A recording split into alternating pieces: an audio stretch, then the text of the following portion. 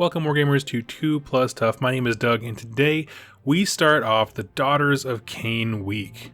Now before we get too far in, I want to show you this picture. This is actually a really important one, and that is me holding the first battle tome that you as a community have bought through the supporters over on Patreon. So this is really a big deal. I'm very excited. So at the end of the video during the credit reel, I'm going to have the names of all my patrons up to this point. Thank them. They are awesome people to make this happen. But we're going to dive right in, and we're going to start with the main figure for this army, the one who defines everything about it, and that is Morathi. It is impossible to talk about the Daughters of Khaine without starting here because her lies, her deceit, her motivations, and just her personality permeates every aspect of this army, and so it doesn't make sense if you don't start with her.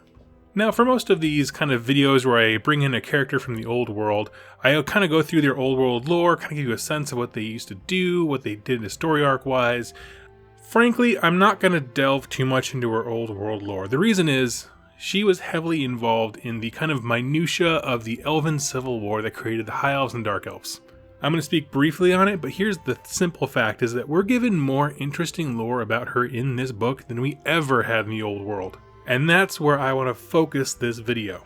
So briefly going over the old world, she was a consort of the Phoenix King.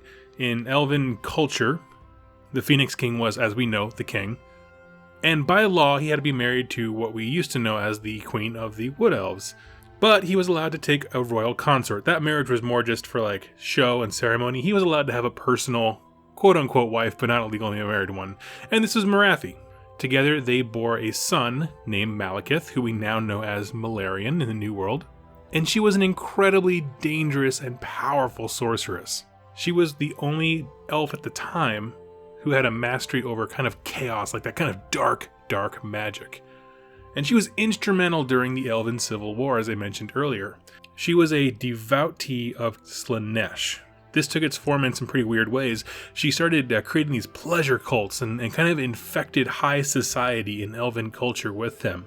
And if you know anything about Slaanesh, those pleasure cults took a weird turn and all of a sudden there's blood in the streets and people have some weird fetishes and it just kind of escalates very, very quickly.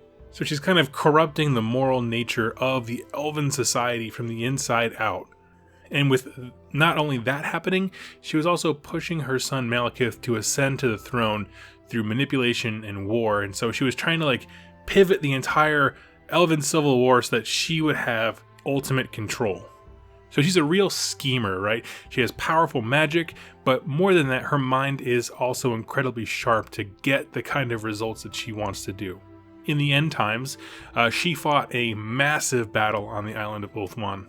And at one point in the battle, she tried to basically open a warp rift to bring Slaanesh forces into the matchup, and the rip was so massive that it was said that Slaanesh himself could almost walk through it, and he at that moment consumed thousands of elven souls, reached through and plucked her up and ate her as well. And so she was consumed by the power that she was arrogant enough to think that she had mastery over. She was using Slaanesh magics and infiltration and society and things like that, thinking that she was in control, and all of a sudden she was very much not in control, and that's kind of the last thing we saw about her in the end times.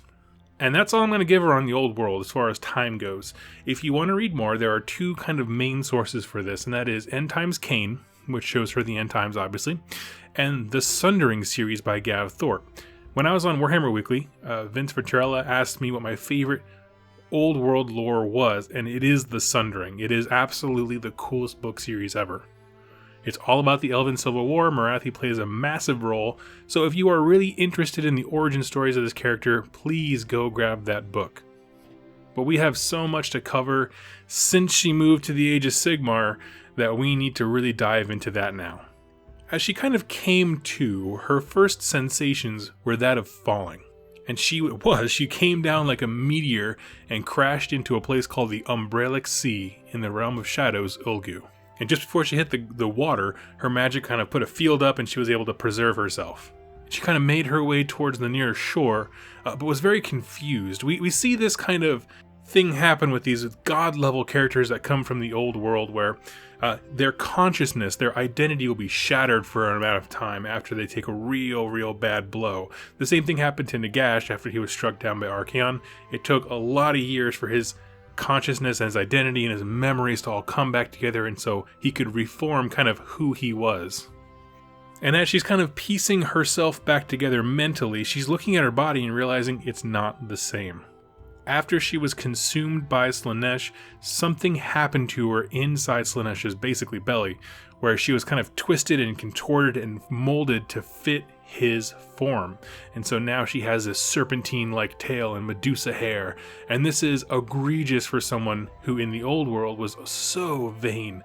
She would just take baths in people's blood because that would help preserve her skin. Like, she was incredibly vain, all about beauty, and so to have this kind of curse placed on her was just absolutely unbearable. Right, as her memories came back and her identity of all that vanity kind of flood back in, she was just filled with self-loathing about this.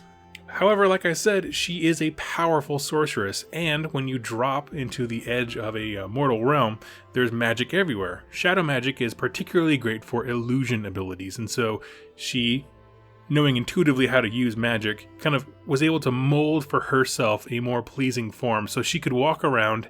She is the snake version, however she presents herself. Everybody sees and interacts with the actual humanoid or elf version of her, the one that we see the smaller model for. And it's important to note, and it sets it off very early in the narrative, that this illusion works really well. Almost no one understands what she really looks like. However, if she is incredibly angry, like loses her composure, or if she is injured, the illusion breaks. It takes a lot of concentration to maintain it. And from there, she kind of just starts wandering. She has no idea where she is, no idea how she got to Slaanesh, just trying to figure everything out and find anyone else kind of as a companion. And one day she comes across Malarian, who was doing something very similar. Now luckily Malarian found her while she was kind of in her elf illusion form. And you would think that a mother seeing her son would be a happy affair, but it's just not. They do not trust each other at all. Their histories are full of backstabbing, manipulation, abuse, and just kind of everything bad about parenthood. And adding on top of that, Morathi was extremely jealous of Malarian for attaining godhood. Remember, Malarian became the god of shadows at this point. We don't know much about him right now. We don't have a battle tome for him specifically. He's mentioned a lot in the stories here, but we want to know more about his personal story of what happened immediately after the old world. Just know that his power is very evident, and he has taken the form of the god of shadows. And just like Morathi was extremely jealous of him being the heir of the Phoenix King, where he could have rightfully had all the power, she is also now jealous of him for being the god of shadows, and really the god of the realm. But the problem is, they're the only two ones that they've ever found, so they're kind of lonely and they don't have a whole lot of choice, so they decide to kind of work together to the best of their ability. And this is actually when Sigmar found them. As Sigmar is doing his grand tour of the mortal realms trying to find all the gods and deities, he stumbles upon them working together, so he's assuming that they're on the same team, basically. And they make a deal. They joined the pantheon of gods that Sigmar was assembling, and they were able to help with construction efforts, spread civilization, and in exchange, they got protection. Any elves that were stored up for them or found across the mortal realms, like as scattered remnants, were brought to them in Ulgu. So it was a great harmonious thing. And I say harmonious kind of with an asterisk. See, it was a great deal in the sense that they got to be reunited with some of their old race and also help other races build up and expand. This is all during the Age of Myth when societies are booming, really. I say with an asterisk because no one trusts them. No one trusts the people whose magic is solely based on illusion and beguilement. Malarian would get along with Tyrion and Teclis, the twin elven gods of light, but there was always this rumor surrounding Morathi that she once worshipped chaos, which of course we know that she did, and Malarian knows that she did. Now, granted, in the old world, no one really knew the full extent of how bad things were. I don't think that they truly had a notion of what Slaanesh was until that warp rift opened and he ate a bunch of souls and killed Morathi. And hindsight's 20/20, but now knowing exactly what she worshipped, there's this kind of air of distrust about her. Again, for everyone but Malarian, this is all just rumor, but he knows the truth. And it's also important to note that she's helping this pantheon because she has immense amounts of power, but she is not actually a god herself. She's just a very strong being.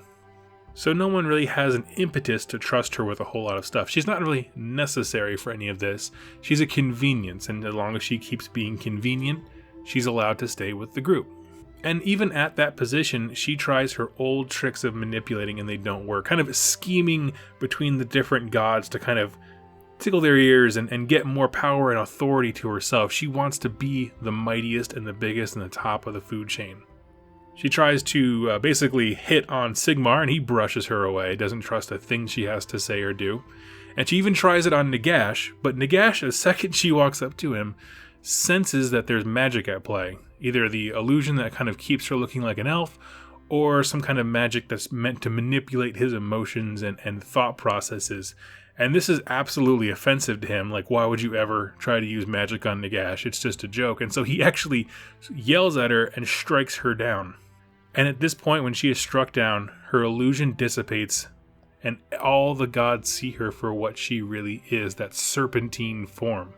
Keep in mind, not even Malarian, no one has seen her like this up till this point. And Morathi is horrified at this. Her secret's out, everyone knows how ugly she is, and she's absolutely devastated. She flees in shame and leaves the pantheon. Keep in mind, she is probably technically the first person to leave the pantheon. This is still in the Age of Myth, long before the Age of Chaos, when things got really bad. This is just kind of their internal drama. And Morathi retreats back to the realm of shadows, and she beseeches Malarian, please give me half the kingdom, let me just rule something, give me a portion, have some pity on me. And Malarian basically denies her, I'm not giving you half my kingdom, but I do know of a place where you can be in charge. And he picks the Umbral Vale, which is basically an inhabitable plot of land with a giant fount that spits out pure shadow magic. Stuff dies. Everything that goes near it loses their sanity. And he's like, sure, I will make you the queen of the most useless plot of land ever. Not sure if it's a joke, like a cruel joke, or if he meant it of like, you know, if you can tame this, you can have it type thing. No one's really quite sure of his motivation, but he gives her the Umbral Vale. Problem is, he really underestimates her, because she is, like I said, a very powerful sorceress, and rather than being consumed or destroyed by this massive vent of magic, she's able to channel it and turns it into basically a giant cloaking device. No one sees what's actually happening in the Umbral Vale, because rather than just shooting magic straight into the sky, now it kind of makes a grand illusion that hides the entire region. And this is where she founds her capital city, Hag Nar. And it started as a pitiful city inhabited by the few scant elves that she was kind of given to rule. And it's funny because some of these elves actually maintain their traditions from the old world. Some of them worshipped Cain, who was the elven god of war and murder and bloodshed, much like Khorne, but he was the elven version of it, and wasn't chaos or related to chaos whatsoever, but it was just kind of their idol for war. Now, Morathi had no more emotional connection to that god. She truly believes that Cain is dead, but she's not a cruel person 100% of the time, and there's no reason to stomp out their beliefs at this point, so she lets him keep on believing in Cain, but doesn't really encourage it whatsoever. She just really doesn't care. She's very unhappy with her lot right now, and she's just too busy building a society to care about their belief system. Now, at this time, Tyrion, Teclis, and Malarian come to her. They had a development. See, they've actually been able to find out where Slaanesh is located, and they need her help getting the rest of the souls of the elves that are trapped inside out. Teclis is a smart guy. He realizes, hey, I looked at your form when you were struck down by Nagash, and I can clearly tell that you were inside Slaanesh. You've been warped by him. We need to know how you got out, so we can do that for others. And also, we could really use your help because we need your magic to help capture this guy. This is a side note that these characters right here don't know, is that Tzeentch was responsible for revealing where Slaanesh was. He saw Slaanesh all fat and happy and weak from his devouring of all the elven souls, and so he wanted to kind of get Slaanesh out of the picture, so to speak, so he revealed the location of him to Tyrion and Teclis and Malarian. Of course, they don't know that. They just thought they stumbled upon him somehow by accident. So it's cool that Tzeentch actually plays a part in this kind of grand scheme to knock off one of the four Chaos gods. But anyway, back to our main story of the Elven gods. They do exactly that. They set a trap, they catch Slaanesh and imprison him between the realms of light and shadow.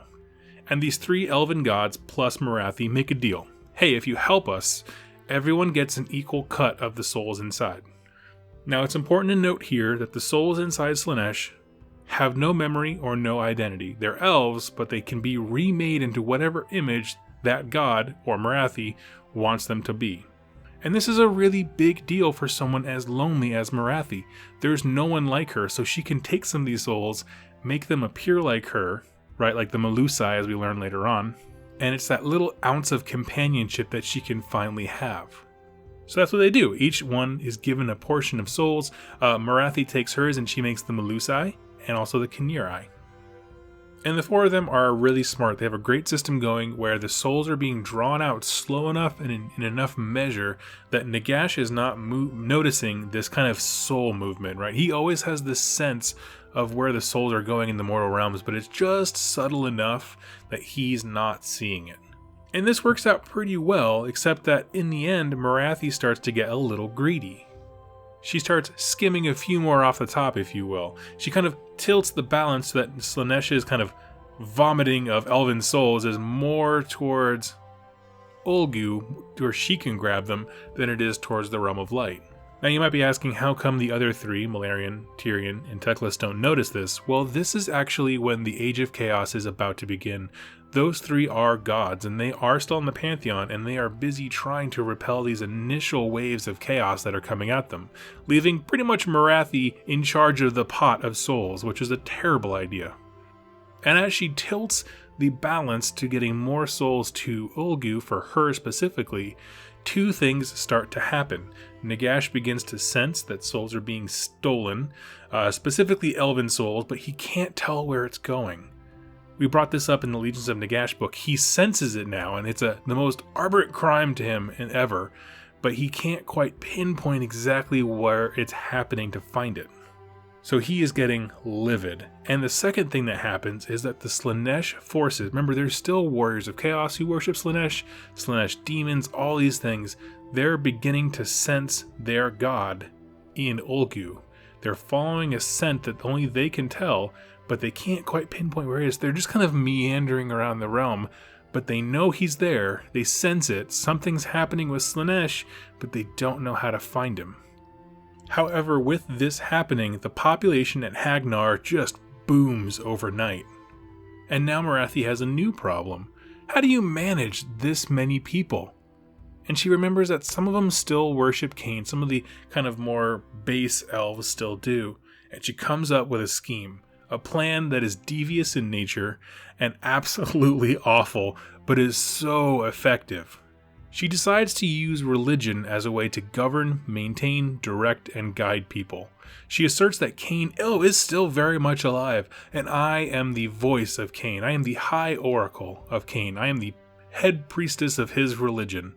And she goes from being rather apathetic towards him and just kind of letting people worship him, doesn't really care, to being an active part of the religion, filling people with zeal, and she asserts herself as the mouthpiece, a prophetess of a god. And she tells these people, hey, Cain's been shattered into a dozen pieces. We have to find them. It's our religious duty, right? A crusade among crusades to find Cain, reassemble him, and bring our god home. Which is funny, because that's literally the main plotline for the Fire Slayers, where their god is shattered into a bajillion pieces, and they're trying to reclaim him. The difference being, this one's a total lie. It's a total crock of crap, but it's amazing. And she uses this religion as a tool, right? It gives them focus, it gives them mission. They're no more infighting, no one's worried about overpopulation because she just sends a group out as a crusade. And so it solves a lot of problems for her on a very practical level. And she channels all of their aggression into a righteous fervor and a holy zeal. Because she can point this army at anyone and say, hey, they have a piece of Cain, go get it. And hundreds of witch elves and Medusai and Knirai will go out and just destroy and wreck an army. To kind of maintain this religion, she creates a incredibly complex set of rituals and organizational structure to make sure that everyone is so busy worshipping Cain and following her orders as prophetess that no one really has time to question anything about their beliefs. It's a disciplined life that she creates from the ground up. We'll get into that discipline here in another video, but I'm trying to give you a sense of how grand this lie is. Because the Daughters of Khaine fight for a god that is long dead because of a queen's lie that is so deep. And it is the most dangerous game there is, because if there's one slip, if anyone finds out the truth, she's toast. She's not a god. They can kill her. And if they think they've been lied to, and if Cain is dead forever, she's gone too. Because these are not nice people, right? These are not understanding and graceful women. If you abuse them in their power and their abilities, they'll end you. Now, it's interesting, and I think it's a shame that the book kind of misses out on this. We're not really told what the other gods in the pantheon think about this. They see the Daughters of Khaine as a religion, but Marathi can't feel them. You would think that Malarian, Teclis, and Tyrion, who all would have known Cain, would also be like, yeah, he's not alive anymore. We know it. We don't feel him, right? Nobody is telling them that.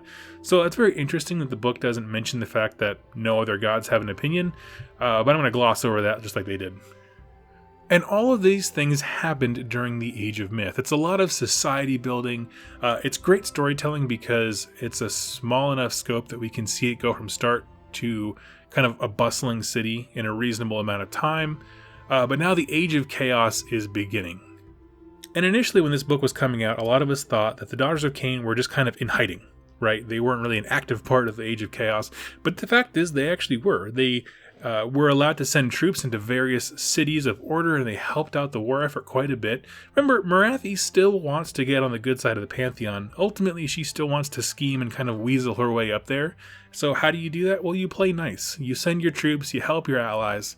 And frankly, no one really wanted their help, but beggars can't be choosers when there's a massive army of chaos outside your door.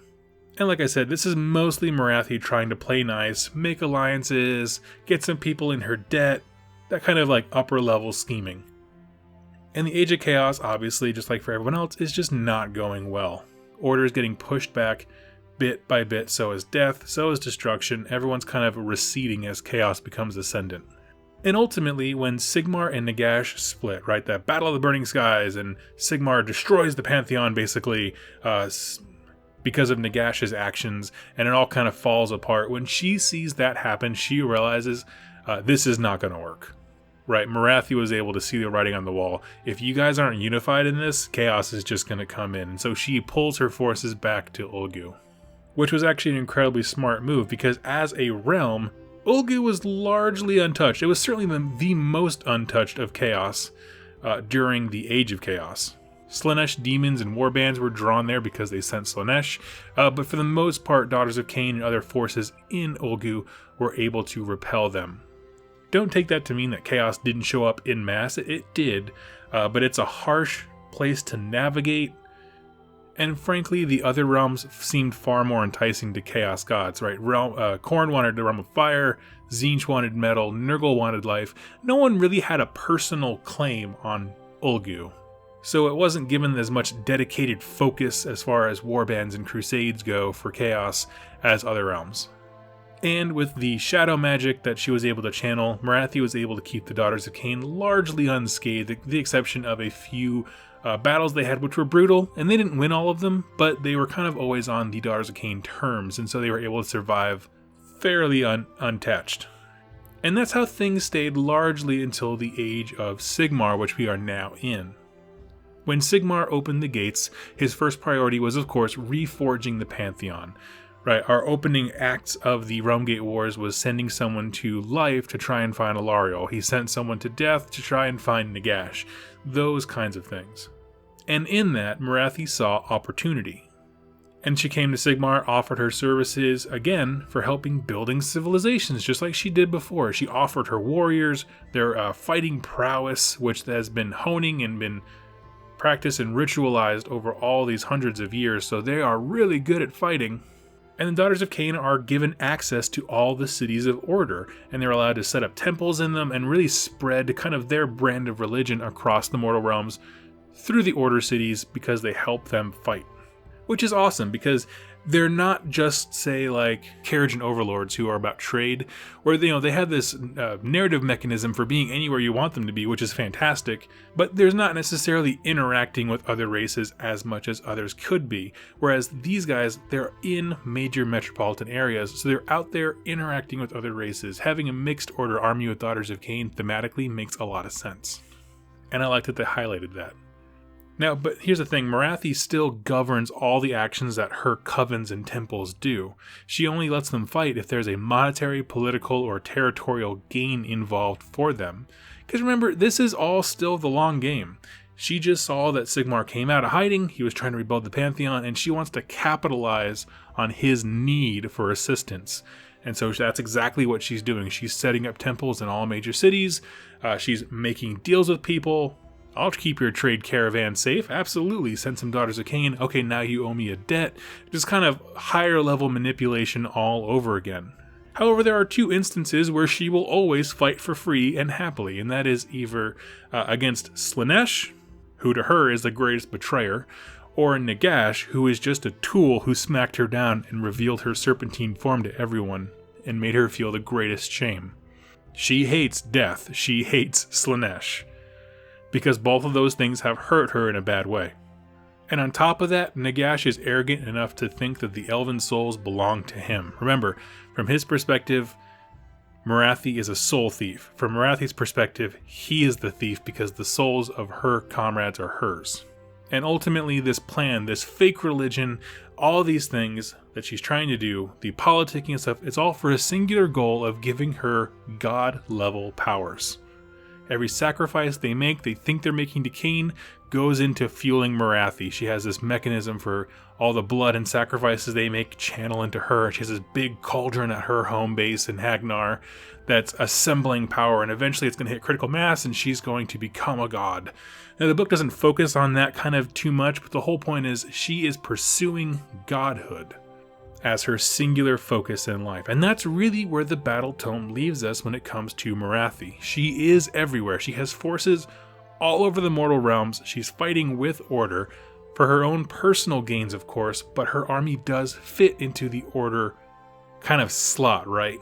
They are chaotic good guys, if you will. And so let's talk about why this character is so cool. Because there's so much here.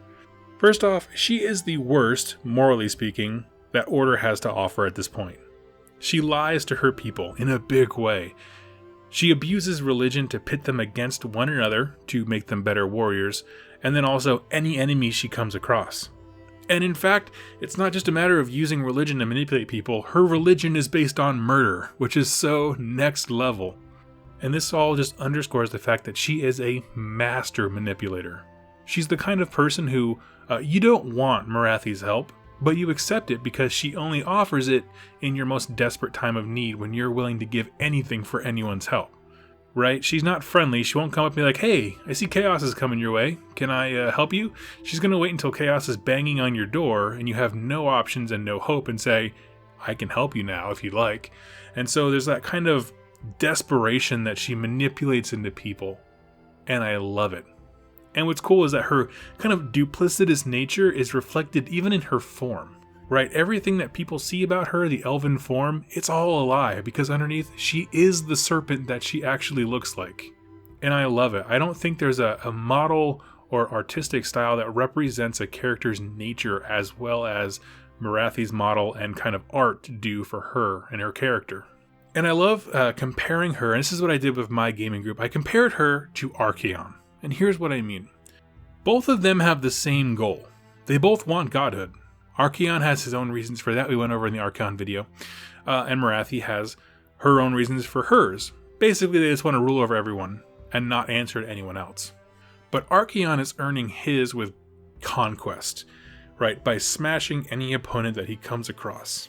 But Morathi wants to steal it, right? She wants to seize control, not necessarily by smashing her enemies, but by having all of them bend and knee to her. I don't need to kill Sigmar, I just need Sigmar to do what I say. I need to have control over him. Right, same goal, two vastly different characters and vastly different means of which to attain this goal. And I don't have some great point, grandiose point to bring to this. I just want you to really think about that for a minute, how crazy it is that these two have the same goal and the ways in which they go about completing it. And the cool part that I want to end on of why I think Marathi is cool is that she actually has one of the same characteristics that I loved in Alariel the Everqueen, in that she shows a wide range of emotions.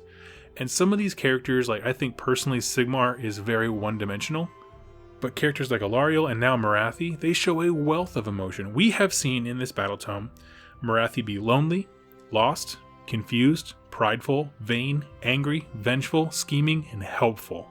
Okay, that's a lot of things happening, and they all happen for very natural and understandable reasons. And complex characters drive great stories, and it's so amazingly great that they made that for her because, again, the book is called Daughters of Khaine, but the whole religion is made up by Morathi, so it really is just Morathi's book. Oh yeah, and there's this fake religion attached to it. That's really what's going on here. And because of that, she needed to be a complex and interesting character in this narrative. And they pulled it off flawlessly. I can't wait to see Black Library books that include her. They're gonna be epic. And friends, that is all I have to say about Morathi, the High Oracle of Khaine. We have an entire week of Daughters of Khaine stuff coming up here. The patrons voted that this is what we're doing this week as soon as the book came out, and I am so excited to delve in some of the awesome things this book has to show us. Go ahead, click subscribe, and if you have an Age of Sigmar lore question, leave it in the comments down below. This week, obviously, we're dedicating to Daughters of Khaine. However, if you have any lore questions that I can use for inspiration for future videos, I will use them in a following week. Thank you all so much for watching, and happy wargaming. Hey friends, I hope you enjoyed that video, and I want to introduce you to some awesome folks. These are my patrons over on Patreon, and they make this show possible by their direct support of me to buy battle tomes and Black Library books and all the material I need and the hardware support that I need to make this stuff possible. And if you'd like to join them, go ahead and click over to the Patreon page, to the link in the description down below, and you'll be introduced to a really awesome community of people talking about the hobby, sharing what they're painting. I invite them to be part of polls to decide what content comes next. I raffle off every battle tome that I review, and we're having some great fun and discussions over there. So go ahead and check it out. Now, if you can't support in that way, that's completely fine. I'm just so glad that you watched this video here today. And if you have an Age of Sigmar lore question, go ahead and click subscribe and leave it in the comments down below. I read every single question and comment. I respond to as many as I possibly can, but I use them all as inspiration for future videos. So go ahead and do that now. And I look forward to seeing you guys on my next Age of Sigmar lore video. Thank you so much for watching, and happy wargaming.